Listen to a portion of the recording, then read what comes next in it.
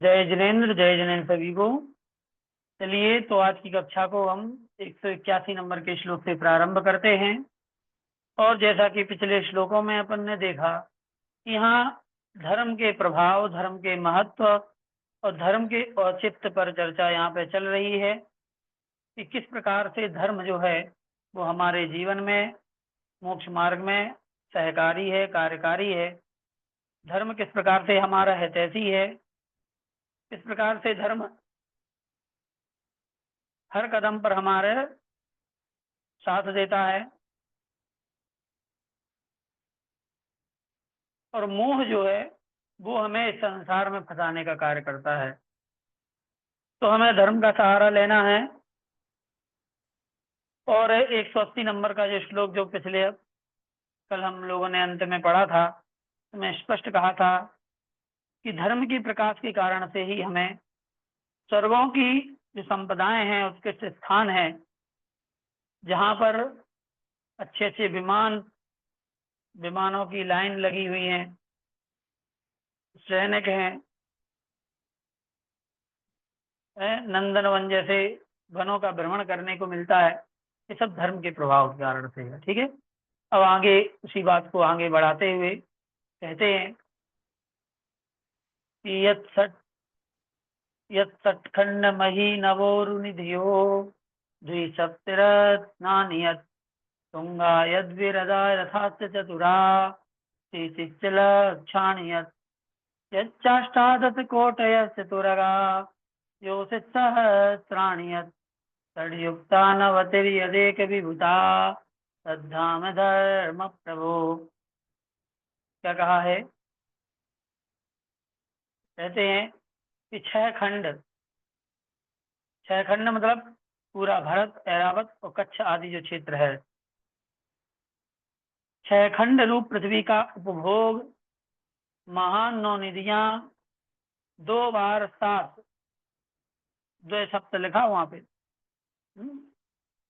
द्विसप्त मतलब 7 दूनी 14, तो 14 रत्न, 84 लाख हाथी, उतने ही रथ, 18 करोड़ घोड़े,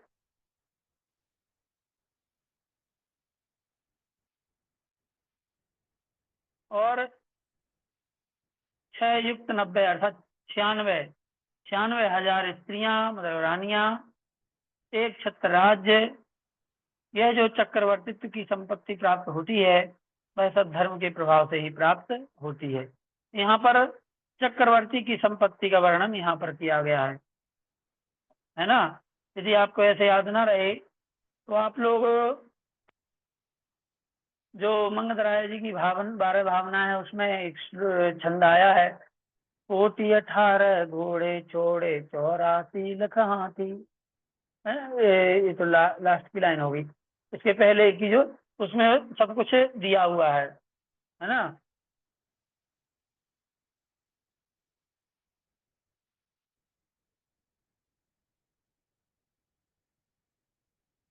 छोड़े 14 रत्न नवोनिधि और छोड़े संग साथी, कोटि 18 घोड़े छोड़े 84 लख हाथी, है ना। रिजल्ट आ गया, रिजल्ट आ गया। चलिए, आप सभी को परीक्षा पास करने की बहुत बहुत शुभकामनाएं, बहुत बहुत अनुमोदना, जो आप इस धार्मिक पढ़ाई को, स्वाध्याय को पढ़ रहे हैं, आगे बढ़ रहे हैं, और सभी लोगों के अच्छे अच्छे नंबर आए होंगे ऐसा मेरा विश्वास है। और पेपर बहुत सरल था, सरलता से सब आपकी वजह से है, नहीं सब आपकी वजह से है ना, हमारी वजह से नहीं, सब आपकी वजह से है।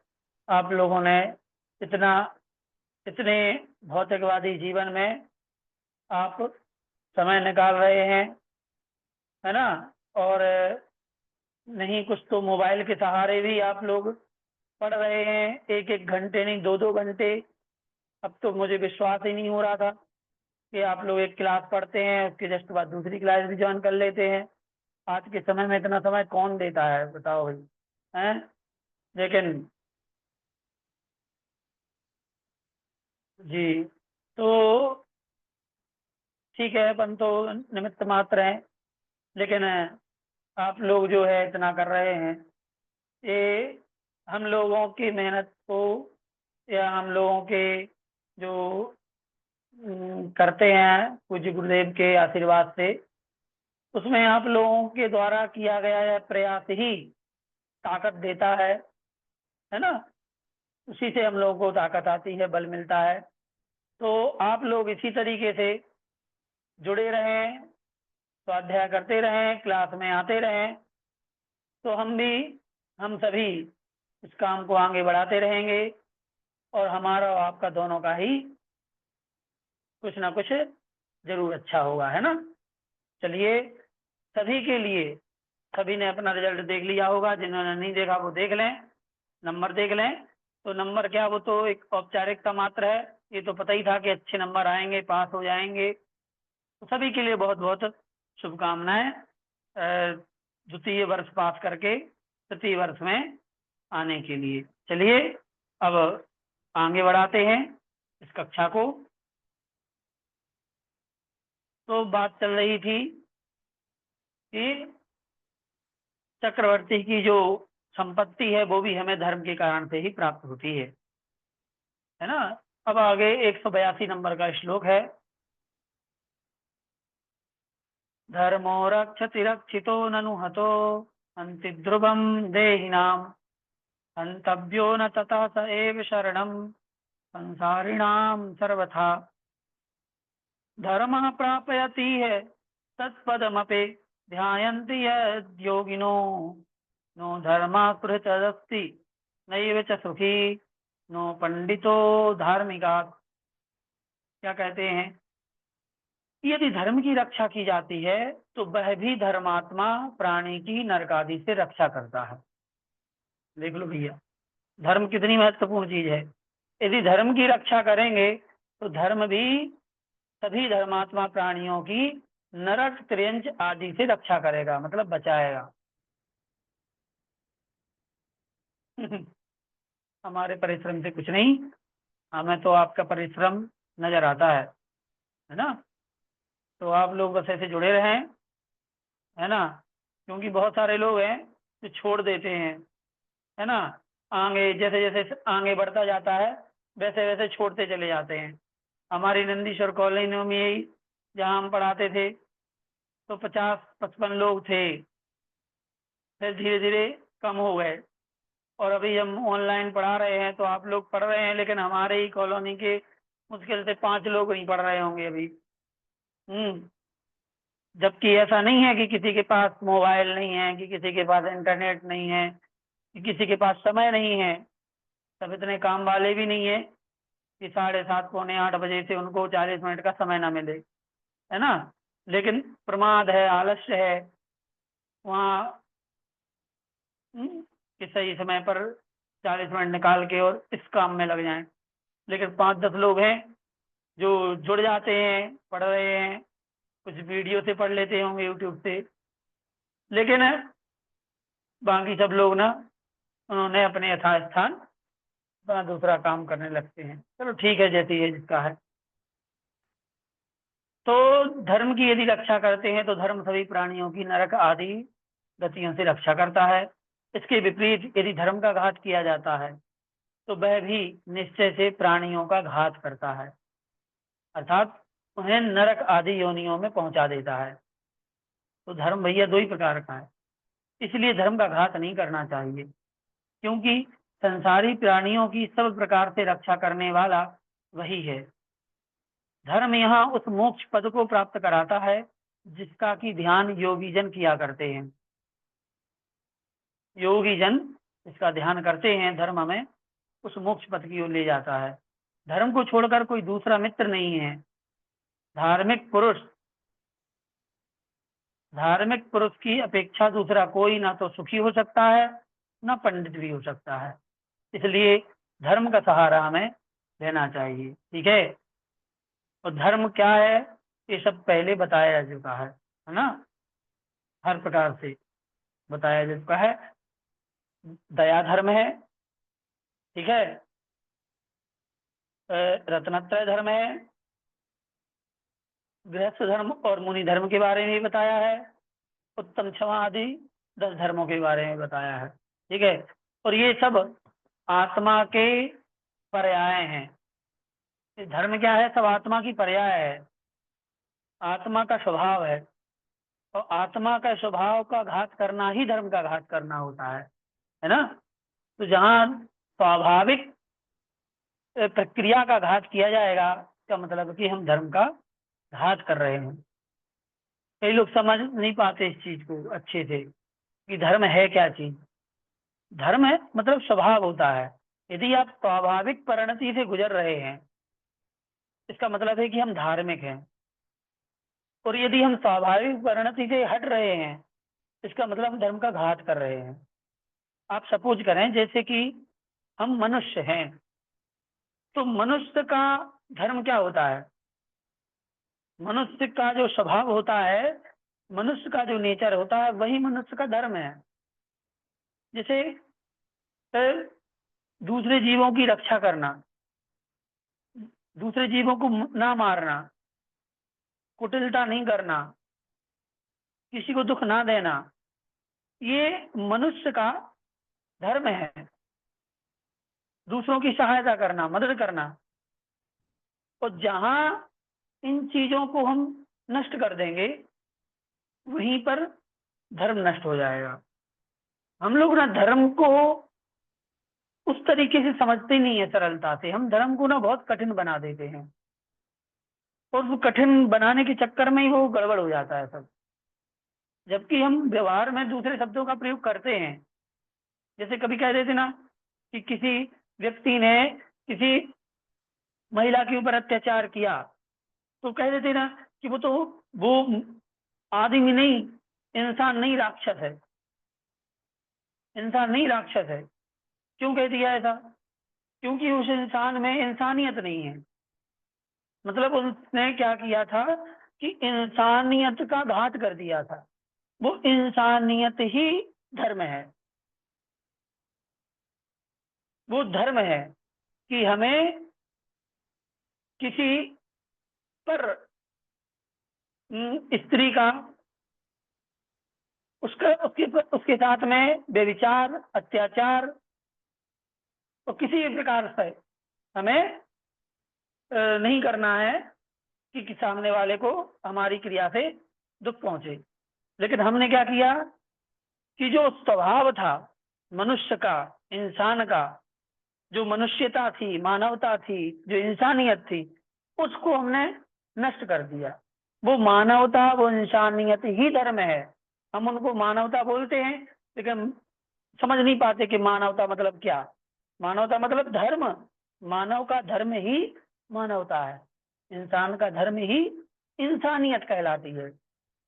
सिर्फ पूजा पाठ करना, भगवान के दर्शन करना ही धर्म नहीं है। जिस स्वाभाविक प्रक्रिया से हमें रहना चाहिए, जो नेचुरल है, वो नेचुरल प्रोसेस को छोड़ देना, तो नष्ट कर देना, धर्म का घात कहना कहलाएगा। तो यहाँ से धर्म शुरू होता है।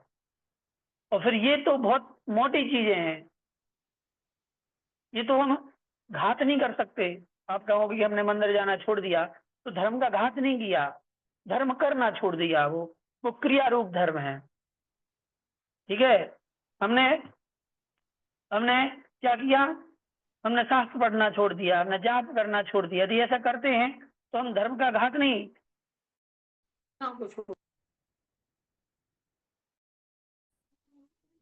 ठीक है, एक सेकेंड।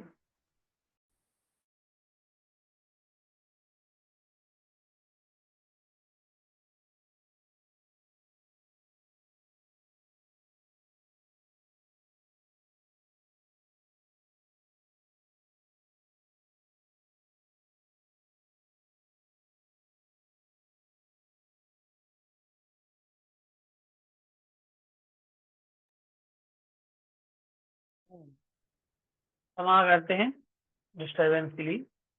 तो आप लोगों को हमारी बात समझ में आ रही होगी कि हम क्या कहना चाहते हैं।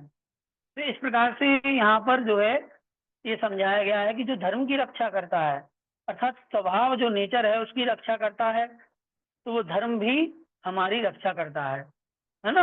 ये बहुत वैज्ञानिक है धर्म। और जो नहीं करता है तो धर्म भी उसको नरक आदि जगहों पर ले जाता है। नाना योनि जलौ गगलांगित दिशि क्लेशोर्मिजालाकुले प्रोद्भूताभूत कर्म प्रोद्भूताभूत कर्म मकर ग्रासीकृत प्राणी।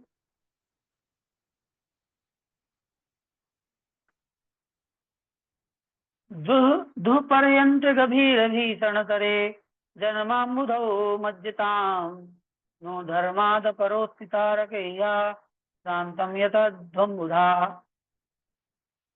जिसने अनेक योनि रूप जल के समूह से दिशाओं का अतिक्रमण कर दिया है। अनेक योनि रूप जल के समूह से दिशाओं का अतिक्रमण कर दिया है, जो क्लेश रूप लहरों के समूह से व्याप्त है हो रहा है, जहां पर प्राणी प्रकट हुए आश्चर्यजनक बहुत से कर्म रूपी मगरों की ग्रास बनते हैं, जिसका पार बहुत कठिनता से प्राप्त किया जा सकता है और जो गंभीर एवं अतिशय भयानक है।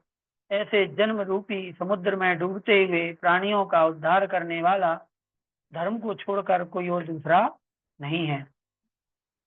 इसलिए हे विद्वज्जन, आप निरंतर धर्म के विषय में प्रयत्न करें, चिंतन करें। तो यहाँ पर योनि मतलब योनि को बना दिया जल, जहाँ योनि मतलब जहाँ पर जीव का जन्म होता है उस स्थान को योनि कहते हैं। तो योनि रूप जल के कारण से सभी दिशाओं का अतिक्रमण कर दिया है, मतलब सारी दिशाएं योनियों से भरी हुई हैं, हर जगह जीव उत्पन्न होता है। और क्लेश रूप लहरें जहां पर उठ रही हैं, पानी है तो लहरें होंगी, तो योनि रूप जल है, पानी है, उसमें क्लेश मतलब दुख रूप लहरें हैं, और कर्म रूपी मगर खाना चाहते हैं। और ऐसे उस जल को बहुत ही कठिनता से पार किया जा सकता है, बहुत ही भयानक है। ऐसे इस जन्म रूपी समुद्र में डूबते हुए प्राणियों का उद्धार करने वाला कौन है? केवल धर्म ही है ना। इस जन्म रूपी समुद्र में केवल धर्म ही सहारा है। जन्मोच्चै कुल एव संपदधिके लावण्यवारां निधि नीरोगं वपुराधिरायुर्खिलं धर्माद्रुवं जायते तान स्त्रीरथवा जगत्सु न सुखं सत्तेन दो भ्रागुणा ऐरुत्कण्ठितमानसैरिव नरो नाश्रीयते धार्मिकैः। निश्चयतः धर्म के प्रभाव से अधिक संपत्तिशाली उच्च कुल में ही जन्म होता है, सौंदर्य रूपी समुद्र प्राप्त होता है, निरोग शरीर आदि प्राप्त होते हैं धर्म के सब प्रभाव से। ठीक है, तो देखो धर्म के बारे में चर्चा चल रही है कि धर्म का घात करेंगे तो क्या होगा, तो धर्म के साथ रहेंगे तो क्या होगा। धर्म के साथ रहेंगे तो ये होगा जो बताया जा रहा है ना। तो उच्च कुल में जन्म होगा, निरोग शरीर प्राप्त होगा, पूरी आयु मिलेगी, अकाल मरण नहीं होगा, है ना। और संसार में ऐसी कोई लक्ष्मी नहीं है, ऐसा कोई सुख नहीं है, और ऐसा कोई गुण नहीं है जो इस पुरुष को, धार्मिक पुरुष को प्राप्त ना हो। ठीक है, कहने का तात्पर्य है कि समस्त सुख की सामग्री चूंकि एकमात्र धर्म से ही प्राप्त होती है, बताओ, इसलिए विवेकी जन को हमेशा उस धर्म का आचरण करना चाहिए। लाख दुखों की एक दवा धर्म। दुनिया में कोई ऐसी दवाई नहीं है जो एक दवाई से इतनी सारी चीजें ठीक होती हों, लेकिन धर्म एक ऐसी दवाई है जिससे सैकड़ों हजारों समस्याओं का समाधान मात्र एक दवाई से हो जाता है। इसलिए उस दवाई का, उस औषधि का सहारा हमें लेना चाहिए।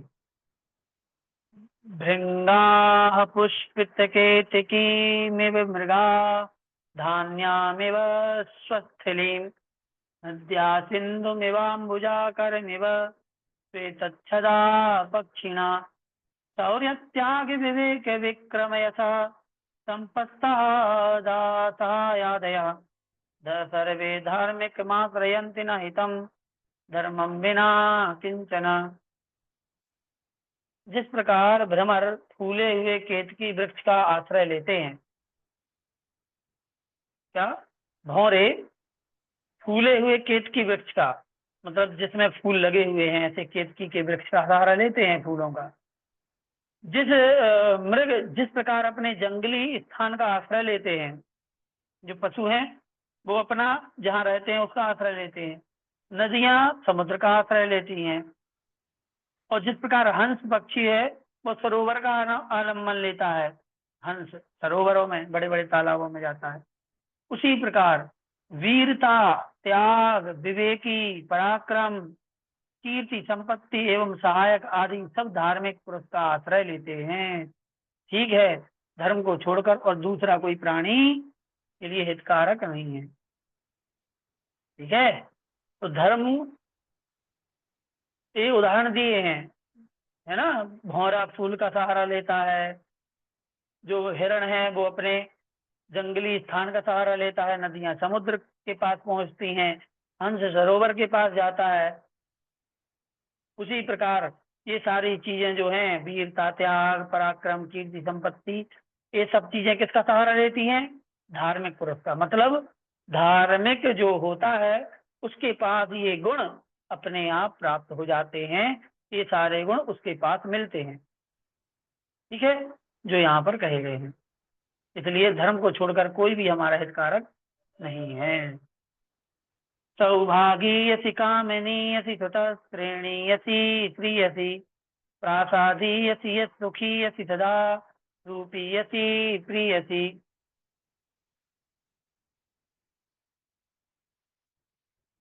यद्वानंद सुखामतां बुद्धि परस्थानीयसी ध्रुवम निर्धूताखिल दुःखदा पदि सुहृद धर्मे मत धार्यताम। हे मित्र, यदि तुम यहाँ सौभाग्य की इच्छा करते हो, सुंदर स्त्री की इच्छा करते हो, सुत समूह की इच्छा करते हो,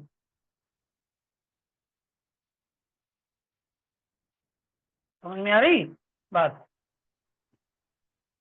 सौभाग्य चाहते हो मतलब अच्छा पुण्य चाहते हो, सुंदर स्त्री पुरुष की इच्छा करते हो, सुत समूह मतलब अच्छे बेटों की इच्छा करते हो, लक्ष्मी मतलब धन आदि की इच्छा करते हो, महल की इच्छा करते हो, सुख की इच्छा करते हो, सुंदर रूप की इच्छा करते हो, प्रेम की इच्छा करते हो, अथवा अनंत सुख रूप अमृत के स्वाद जैसे उत्तम मोक्ष की भी इच्छा करते हो, तो निश्चय से समस्त दुखदायक आपत्तियों को नष्ट करने वाले धर्म में अपनी बुद्धि को लगाओ। देखो, लाख दुखों की एक दवा, सारे सारी इच्छाओं का समाधान केवल एक जगह। इतनी सारी चीजें बता दें। यदि तुम्हें पुण्य चाहिए, तुम्हें स्त्री चाहिए, पुत्र चाहिए, लक्ष्मी चाहिए, महल चाहिए, सुख चाहिए, सुंदर रूप चाहिए, प्रेम चाहिए, ये सांसारिक चीजें हो गई। और इसके अलावा यदि अनंत सुख स्वरूप अमृत के कुंड समान मोक्ष भी यदि चाहिए, तो भी हमें क्या है? धर्म का सहारा लेना है। बताओ, मन लोग कहते हैं कि भगवान हमें कुछ नहीं देते, बीतरागी हैं, उनसे मांगने पर कुछ नहीं मिलता। लेकिन देखो यहाँ आचार्य पद्मनंदी महाराज क्या कह रहे हैं? वो तो लक्ष्मी भी धन भी दिला रहे, आपको स्त्री भी दिला रहे, बेटे भी दिला रहे, सब दिला रहे, वो महल भी दिला रहे।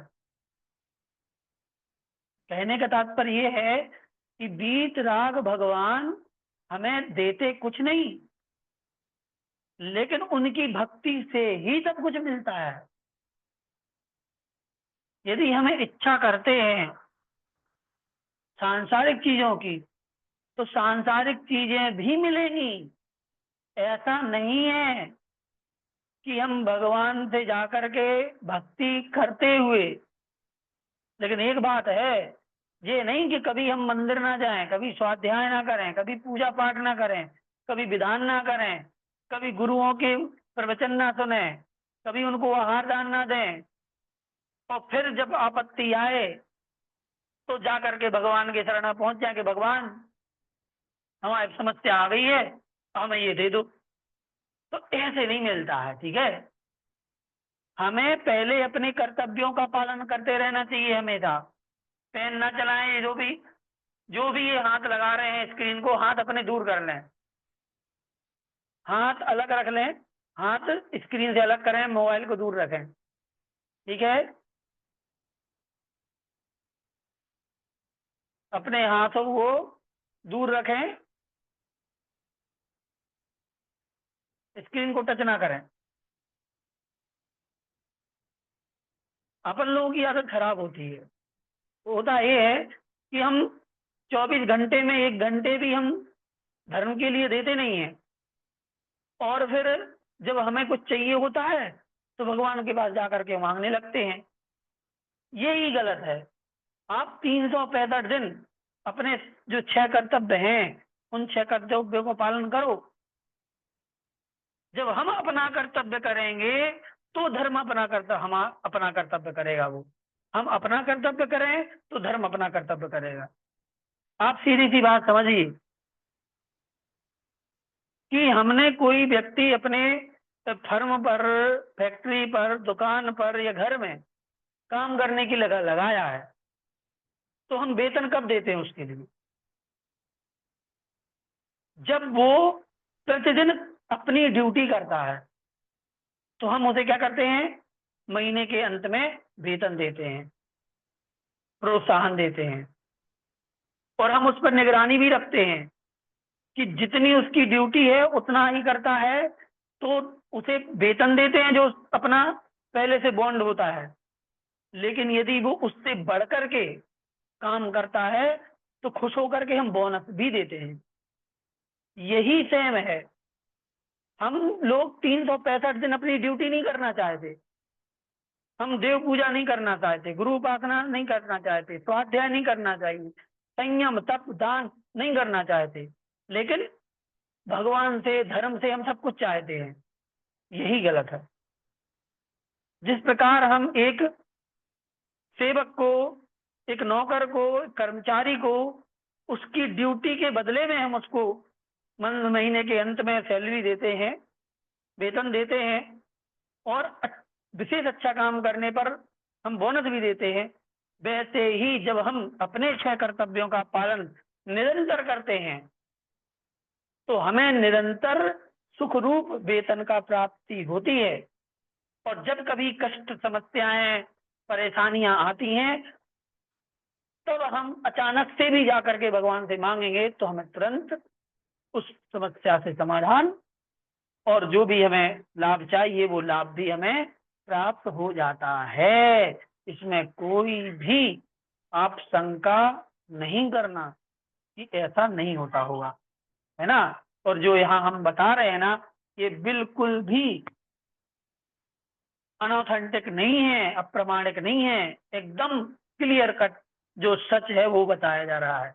यही नेचर है, यही धर्म का, यही कर्मों का स्वभाव है जो मैंने आपको बताया है। इसलिए यहाँ पर जो बात बताई जा रही है उनको एक दूसरे एंगल से सोचने समझने का प्रयास करना चाहिए। सिर्फ एक ही एंगल पकड़ करके हमें नहीं रखना चाहिए। मुझे लगता है आप, हमारी बात आपको समझ में आ रही होगी। छन्नं कमलैर्मरावपि सरा सौदं वने किन्नतं कामिन्यो गिरिमस्तकेऽपि सरसा साराणि रत्नानि च जायन्ते पिचले प्रकाशघटिता सिद्धिप्रदा देवता धर्मश्चेदि वाञ्छितां तनुभटां किं किं न संपद्यते। धर्म के प्रभाव से मरुभूमि में भी कमलों से व्याप्त सरोवर प्राप्त हो जाता है। देखो, मतलब मरुभूमि मतलब रेगिस्तान, धर्म का प्रभाव होता है तो रेगिस्तान में भी कमल खिल जाते हैं, तालाब बन जाते हैं, जंगल में भी उन्नत प्रासाद महल बन जाता है, पर्वत के शिखर पर भी आनंद को उत्पन्न करने वाली बल्लभाएं और श्रेष्ठ रत्न प्राप्त हो जाते हैं। इसके अतिरिक्त उक्त धर्म के प्रभाव से ही भित्ति के ऊपर अथवा काष्ठ से निर्मित देवता भी सिद्धिदायक हो जाते हैं। ठीक है, धर्म यहाँ प्राणियों के लिए क्या क्या अभिष्ट पदार्थ नहीं कराता, सब कुछ प्राप्त कराता है। देखो, ये है धर्म की महिमा। हम लोग केवल यदि द्रव्यानियोग कुंद कुंद जी आचार्य कुंद कुंद महाराज का समय सार जी पंचास्तिका ऐसे जो द्रव्यानियोग के ग्रंथ हैं या करणानियोग के, उन्हीं को पढ़ेंगे ना, तो हमारे फिर यही इसी बुद्धि बनी रहेगी कि धर्म हमें भित्ति, भित्ति मतलब दीवार, कहाँ लिखा है भित्ति?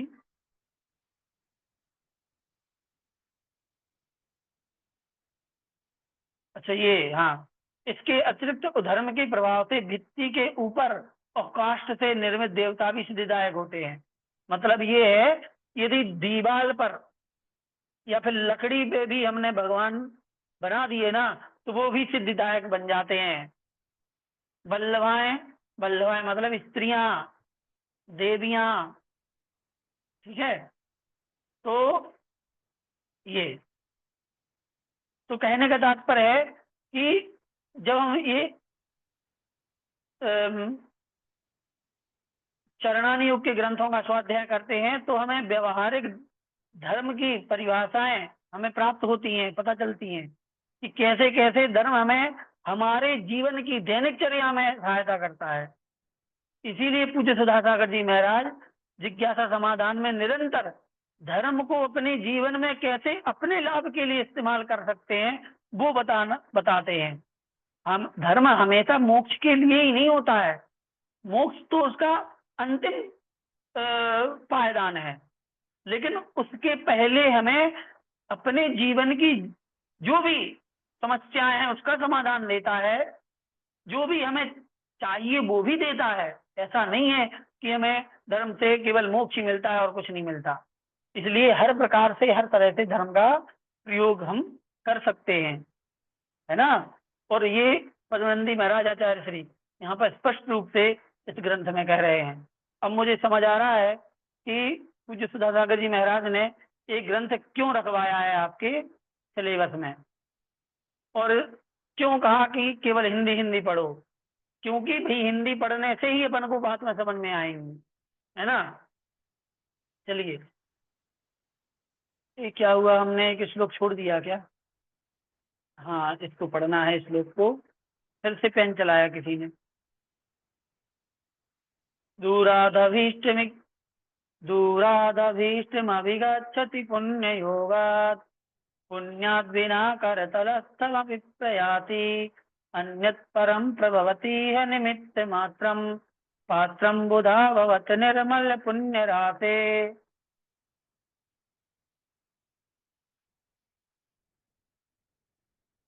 क्या कह रहे हैं कि पुण्य के योग से यहाँ दूरवर्ती भी अभीष्ट पदार्थ प्राप्त हो जाता है।